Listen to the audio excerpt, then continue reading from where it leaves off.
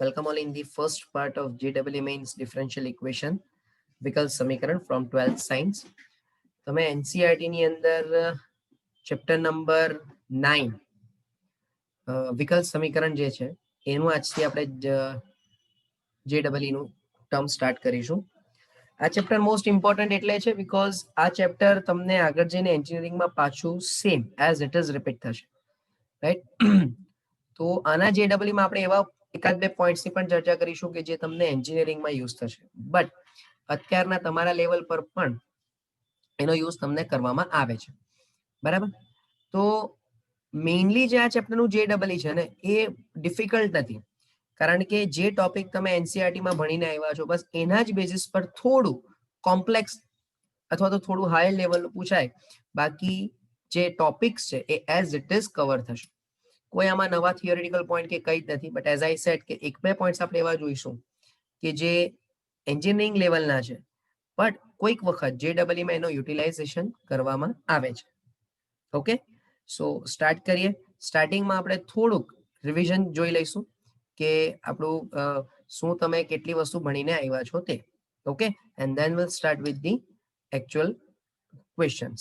Okay, start કરીએ આજનું session.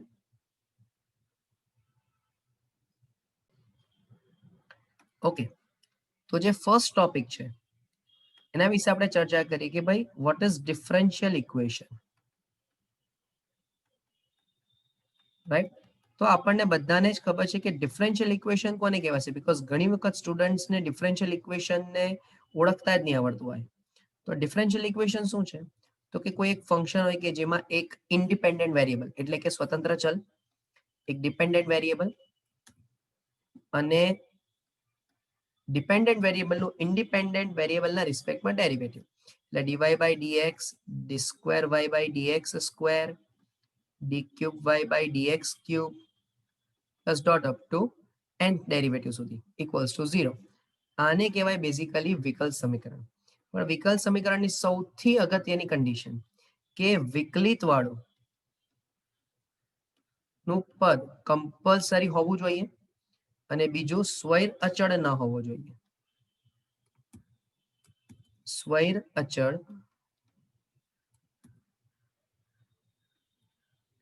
ન હોવો જોઈએ, બરાબર? તો આ એક સૌથી અગત્યની કન્ડિશન કે વિકલ સમીકરણ ક્યારે કહેવાશે કે જ્યારે x હોય y હોય અને વિકલિતના સ્વરૂપમાં પદ હોય. કોઈ એક ચલ ની પણ હોય તો ચાલે, પણ વિકલિત વાળું પદ કમ્પલસરી હોવું જ જોઈએ, બરાબર? તો શું થાય ત્યાર પછી? તો ત્યાર પછી આપણને ખબર છે કે વિકલ સમીકરણની કક્ષા અને પરિમાણ વિચારીએ. તો કક્ષા અને પરિમાણ, બીકોઝ JEE ની અંદર ઘણી વખત કક્ષા અને પરિમાણને રિલેટેડ પણ ક્વેશ્ચન્સ આવે છે, બરાબર? કક્ષા અને પરિમાણ એટલે કહેવાય ઓર્ડર એન્ડ ડિગ્રી. તો આપણને બધાને જ ખબર છે કે ઓર્ડર એટલે શું? તો કે મહત્તમ કક્ષાના વિકલિતને ઓર્ડર કહેવાય અને પરિમાણ એટલે તો કે મહત્તમ કક્ષાના વિકલિતની મહત્તમ ઘાતને પરિમાણ કહેવાય.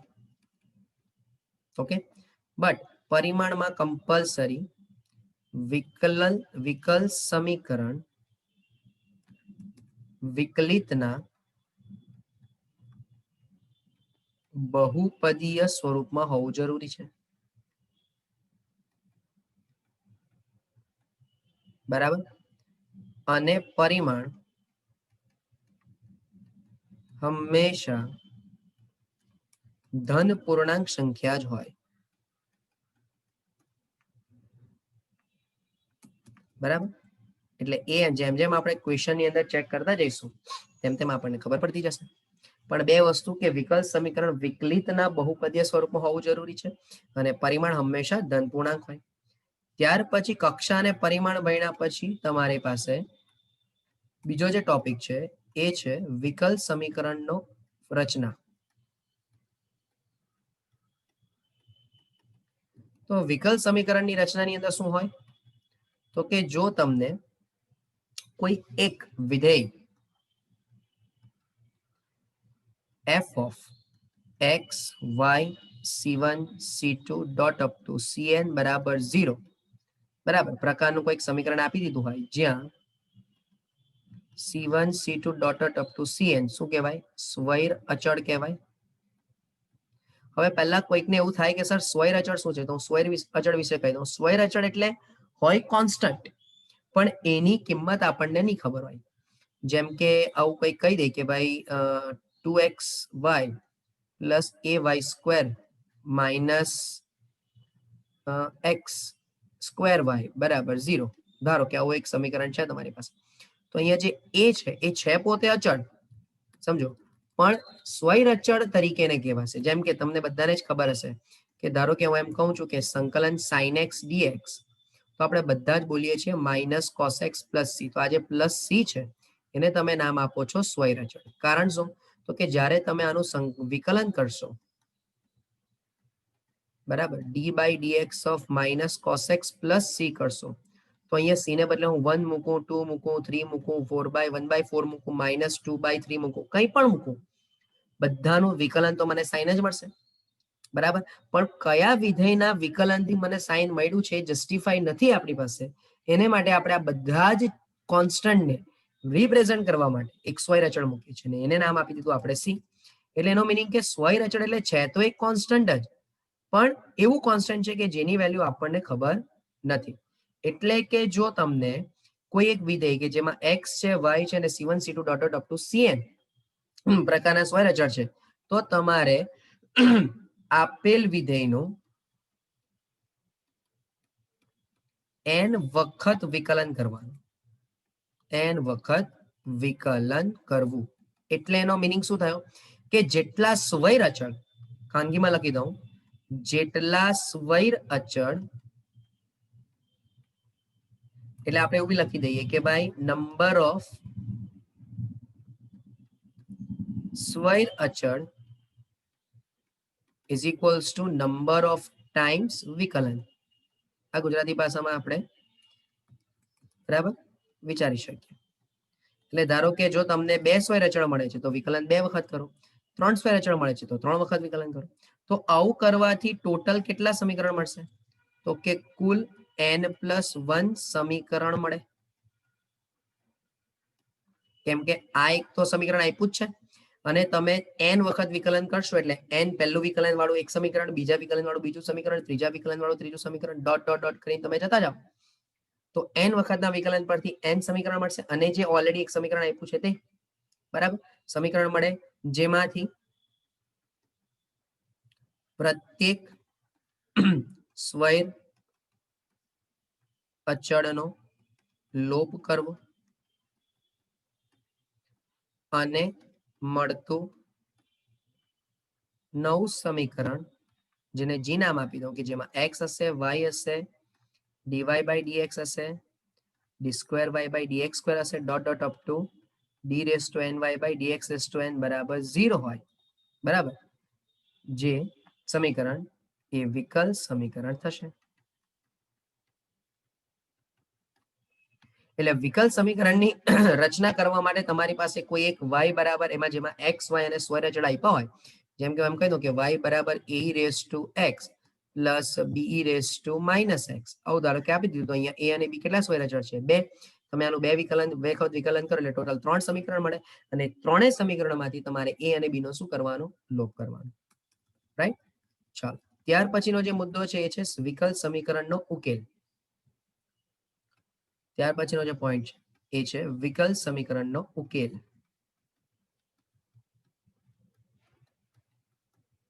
સમીકરણનો ઉકેલ. હવે આમાં બે રીતે સવાલ પૂછાય કે ભાઈ ક્યાં તો કોઈ એક સમીકરણ તમને આપી દીધું હોય, બરાબર, જે y પ્રકારનું હોય, એને તમારે સાબિત કરવું હોય કે આ વિકલ સમીકરણનો ઉકેલ છે કે નહીં, અથવા તો તમને સીધું વિકલ સમીકરણ આપી દીધું હોય અને એના પરથી તમારે ઉકેલ શોધવાનો. જો હું બે શબ્દ બોલું છું ભાઈ સમજો, બે પ્રકારના ક્વેશ્ચન તમે સોલ્વ કર્યા છે.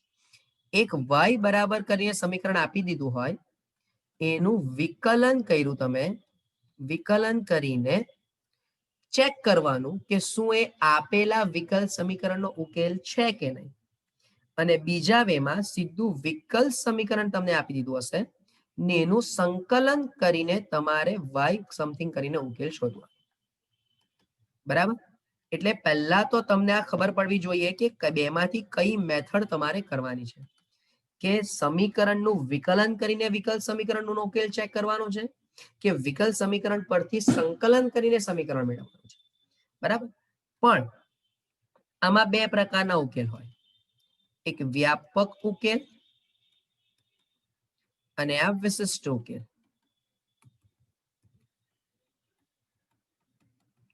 એટલે કે જનરલ સોલ્યુશન અને પર્ટિક્યુલર સોલ્યુશન. સમજો જનરલ સોલ્યુશન શું હોય તો કે જનરલ સોલ્યુશન ની અંદર સ્વૈર અચળ હોય, એટલે અહીંયા સ્વૈર અચળ હશે અને અહીંયા સ્વૈર અચળ ન હોય.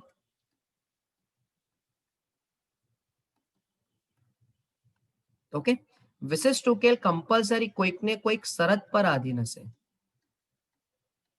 શરત પર આધારિત હોય. આ ખાસ ધ્યાન રાખજો ભાઈ.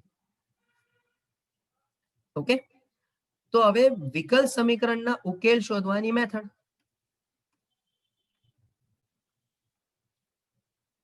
વિકલ્પ સમીકરણનો ઉકેલ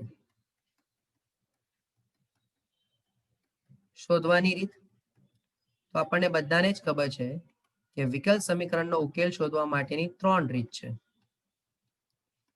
વિયોજનીય ચલ, જેને વેરિયેબલ સેપરેબલ મેથડ કહેવાય, સમપરિમાણીય વિકલ્પ સમીકરણ હોય જેને હોમોજીનિયસ ડિફરન્શિયલ ઇક્વેશન કહેવાશે, અને ત્રીજું સુરેખ વિકલ્પ સમીકરણ માટેની રીત જેને લિનિયર ડિફરન્શિયલ ઇક્વેશન કહેવાશે. ભાઈ આખા JEE ના 90% ક્વેશ્ચન્સ આની પર આધારિત આવશે. જો આ ત્રણ મેથડ તમને ક્લિયર ખબર છે તો તમે આ ચેપ્ટરના JEE ને બહુ જ ઇઝીલી સોલ્વ કરી શકશો.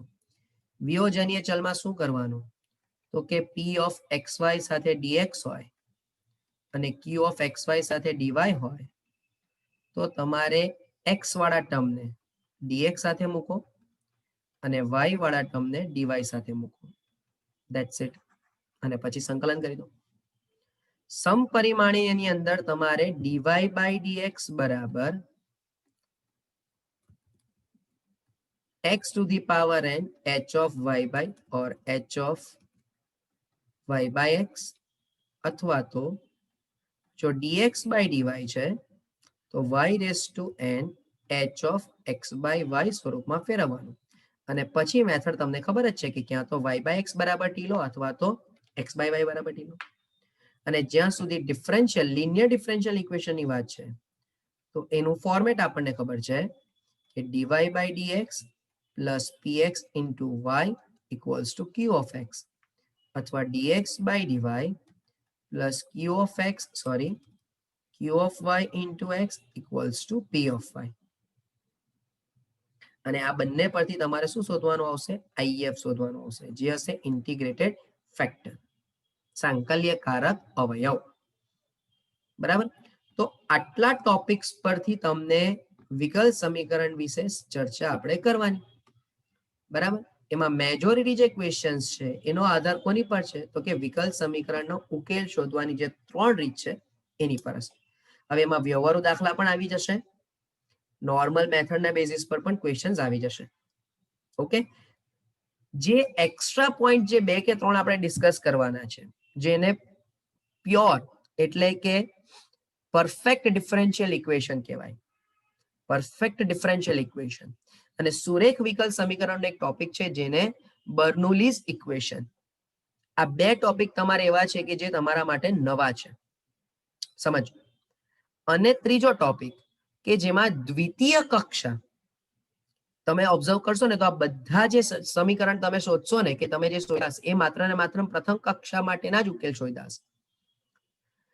પણ જે ત્રીજી મેથડ હું કહું છું તમને, ત્રીજો ટોપિક જે તમારા માટે નવો છે, જે JEE માટે હશે, એ હશે દ્વિતીય કક્ષાના વિકલિતનો ઉકેલ શોધવાની મેથડ. તો આ 3 ટોપિક આપણે ચર્ચા કરવાના, but A letter of the task છે, ઇન ધ ટાસ્ક. અત્યારનો આપણો ટાર્ગેટ બેઝિક જે આ ટોપિક્સ ને રિલેટેડ જે બી JEE ના પોઈન્ટ ઓફ વ્યૂ ક્વેશ્ચન્સ છે એને આપણે સોલ્વ કરવાનું છે. તો સ્ટાર્ટ કરીએ કોઈ ક્વેશ્ચન થી. બરાબર, હવે આ જે ક્વેશ્ચન છે એ લેવા પાછળનું મારું એક પર્ટિક્યુલર રીઝન છે.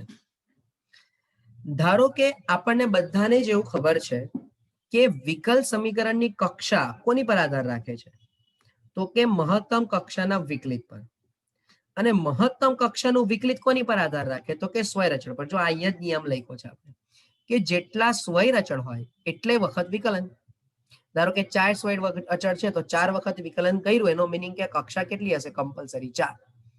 બટ આમાં જે પર્ટિક્યુલર મેથડ, એક સ્પેશિયલ એક્સેપ્શનલ કેસ, બરાબર, કે જેમાં વિકલન આપણે કરવાનું નથી ભાઈ, પણ ખાલી ફ્રોમ ધી ઓબ્ઝર્વેશન આપણે ડિસાઇડ કરવાનું છે કે what should be the order. તો હવે એને તમે ધ્યાનથી સમજો. તમે આ ક્વેશ્ચન પર નજર કરશો તો તમને દેખાશે કે C1, C2, C3, C4 અને C5 5 સ્વયં અચળ છે. એટલે આપણા મગજમાં પહેલું જ સર 5 સ્વયં અચળ છે એટલે વિકલ સમીકરણની કક્ષા 5. પણ ના, આમાં 5 કક્ષા થશે નહીં. કારણ કે આને થોડું મોડિફાઈ કરીએ. જુઓ, હું અહીંયા C1 e⁻²x ઇન્ટુ બોલો e⁻²C2 લખી શકું.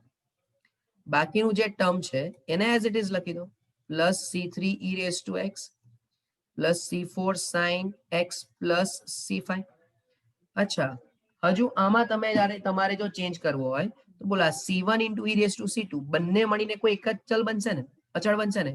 તો હું લખી દઉં a e⁻²x plus C3 e⁻x plus C4 sin x plus C5.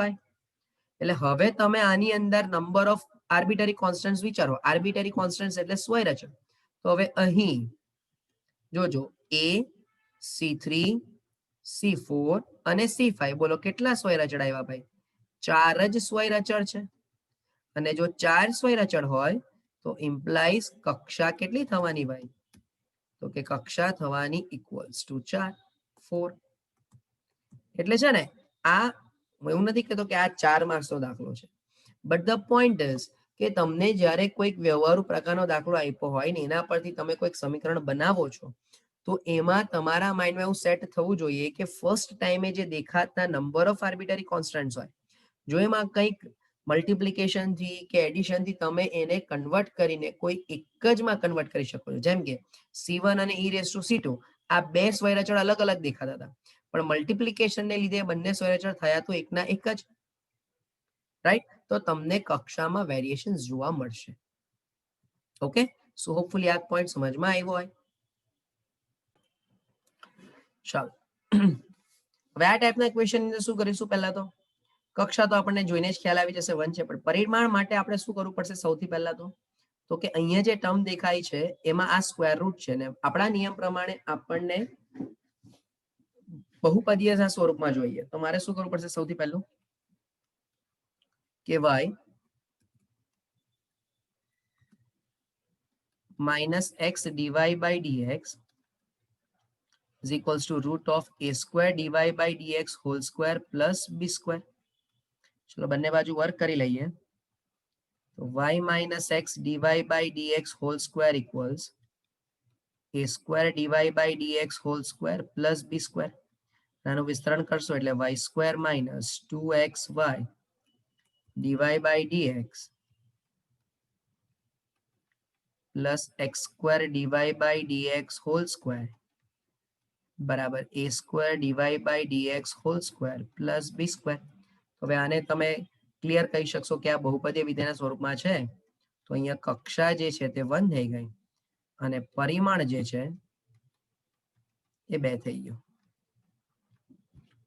Okay, ચાલો. તો હવે આપણે કેટલાક ક્વેશ્ચન્સ એવા જોઈએ કે જેમાં વિકલ સમીકરણનો ઉકેલ હોય, પણ એની માટે છે ને ભાઈ એક પોઈન્ટ ધ્યાનમાં રાખજો કે ક્વેશ્ચન મિક્સ ટાઈપ ના આવશે. એનું કારણ તમને કહું. કે વિકલ સમીકરણની અંદર છે ને પ્રેક્ટિસ આપણે એવી રીતે જ પાડવાની કે વિકલ સમીકરણ જોયા પછી ત્રણેય મેથડને એક વખત અપ્લાય કરવાની. એટલે કે અમુક સમજાવું તમને કે કયા વે થી તમે વિચારી શકો. કારણ કે આપણને પ્રોબ્લેમ શું થાય છે ખબર છે? નોર્મલી તમે વિયોજનીય ચલની મેથડ કરી, તમે ધારો કે એની એક્સરસાઇઝ કરી, તો તમને મગજમાં ખબર જ છે કે આ દાખલામાં કમ્પલસરી વિયોજનીય ચલ જ વપરાશે, તો તમે એની હાવ એની પર જ ટાર્ગેટ કરશો. સમજો. પછી જ્યારે સમપરિમાણ કરો છો ત્યારે તમારો ટાર્ગેટ એની પર જ હશે. પ્રોબ્લેમ સ્ટુડન્ટ્સને ક્યારે આવે છે જેડબલઈમાં? કે જ્યારે ત્રણેયમાંથી કમ્બાઈન કરીને સવાલ પૂછાય. હવે જ્યારે ત્રણેયમાંથી કમ્બાઈન કરીને સવાલ પૂછાય તો તમને ઓળખતા આવડવું જોઈએ. પેલામાં તો શું છે કે તમારું માઇન્ડ એક સેટ થઈ ગયું છે કે હા હવે આમાં આ જ આવશે. સમજો. એટલે હું આમાં ટોપિક વાઇઝ જવાનો નથી, રાઈટ? હું ઇરેગ્યુલર ફોર્મેટમાં જ જઈશ કે કોઈ પણ ક્વેશ્ચન આવ્યો એને આપણે સમજવાનું કે હવે આમાં આ પ્રકારે થઈ શકે છે કે નહીં. તો જ તમારું માઇન્ડ જેડબલઈ ના ટાઈમમાં પણ ક્વેશ્ચનને સોલ્વ કરવા માટે સેટ હશે. સમજો. એટલે તમે બીજા બધા ચેપ્ટરમાં ભલે ટોપિક વાઇઝ જાઓ, આમાં વિકલ સમીકરણના ઉકેલ માટે મેથડમાં ક્યારેય પણ ટોપિક વાઇઝ જવું નહીં. એક જ પેટર્નના બધા દાખલા કરવા નહીં, મિક્સ બેગ જ કરવા. તો જ તમને માઇન્ડથી શોધતા ફાવશે જાતે કે હવે આમાં આ મેથડ યુઝ થઈ શકે છે કે નથી થઈ શકે. બરાબર? તો જોઈએ એને રિલેટેડ કોઈ ક્વેશ્ચનની વાત કરીએ આપણે. ચાલો. હવે હંમેશા જ્યારે પણ તમે વિકલ સમીકરણના ઉકેલને શોધવાની મેથડ ચેક કરો ને એમાં હંમેશા સૌથી પહેલું સમપરિમાણ ચેક કરવાનું. એનું રીઝન તમને કહું. સમપરિમાણ વિધેય એવું છે કે જેમાં ક્લિયર દેખાઈ જાય. શું? તો કે ડાબી બાજુ અને જમણી બાજુ આવતા દરેક ચલ ના ઘાતનો સરવાળો સમાન થવો જોઈએ. જેમ કે અહીંયા x ની ઘાત 1 છે, y ની ઘાત 3 છે, બરાબર છે, 1 3 અને અહીંયા y ની ઘાત 1 છે.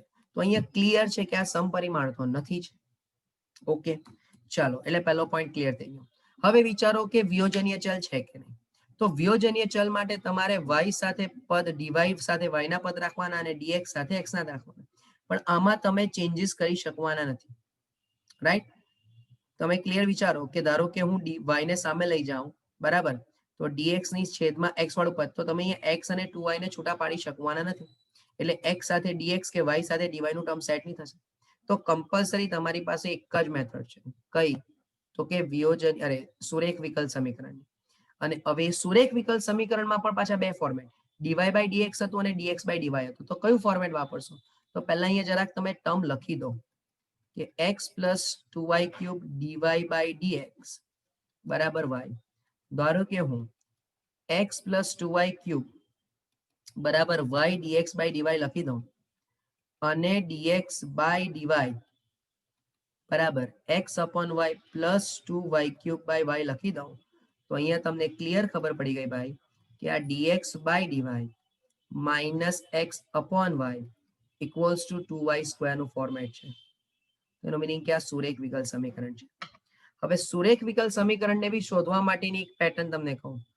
જો ચલ x અને y ના સ્વરૂપમાં સમીકરણ આવે એ તો એમાં જ આવશે, પણ એની અંદર પણ જો કોઈ એક ચલ એવું છે કે જે રિપીટેડ ફોર્મમાં છે, જેમ કે અહીંયા y જુઓ, y 2y ક્યુબ, આ રિપીટેડ ફોર્મમાં છે.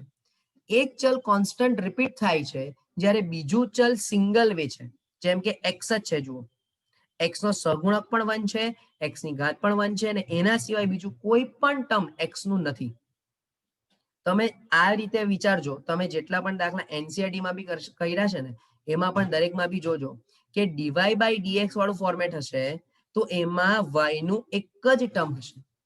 તો આ વેથી પણ તમે સુરેખ વિકલ સમીકરણનું ફોર્મેટ શોધી શકશો. તો હવે તો તમારા માટે બહુ સિમ્પલ થઈ ગયો ભાઈ. તો અહીં p of y equals to -1 by y અને q of y is equals to 2y square. તો if શોધી લઈએ.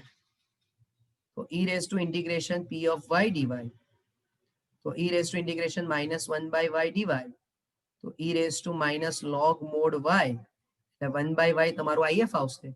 ચલો if વડે ગુણાકાર આપી દો તો 1 by y dx by dy પછી minus or plus -1 by y square into x અને 2y square by y. સો અહીંયા ક્લિયર થશે કે આ જે ટર્મ છે તે d by dy of x by y થશે equals to 2y. સંકલન ધારો કે આપણે બંને બાજુ લેવું હોય, અહીંથી વિકલન સંકલન દૂર equals to બરાબર x બાય y નું ફોર્મેટ થશે બરાબર 2y² / 2 પ્લસ c. સો એનો મીનિંગ કે x by y is equals to y² plus c, right. અને હવે તમે જો આ ફોર્મેટને વિચારતા હોવ તો સમીકરણ મળી ગયું તમને અહીંયાથી કે ભાઈ x is equals two y³ plus cy. તો સમીકરણ મળી જશે y³ minus x is equals two minus cy. અને હવે અહીંયા જે માઇનસ cy છે એને ભલે તમે એ મૂકી દો તો સમીકરણ થઈ જશે y³ minus x is equals two ay. સો આ તમારો ઓપ્શન થઈ ગયો.